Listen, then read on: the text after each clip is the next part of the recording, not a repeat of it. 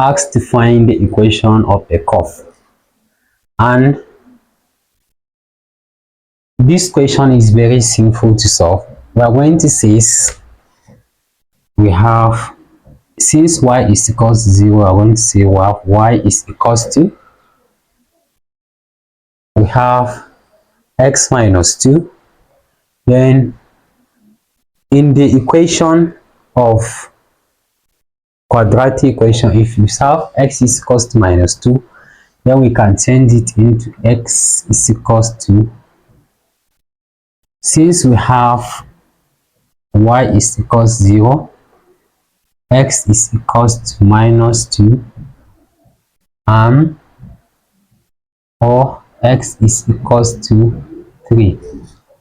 Therefore, we are going to substitute the equation into the quadratic form. We have y is equals to, open bracket, if we take this minus 2 to this side, it will change to, we have x plus 2, or since the value of x is 2, we are going to have x minus 3. Then now we are going to simplify this bracket. If we simplify this bracket, we can easily say, let's multiply the two brackets by x times x. We have x square.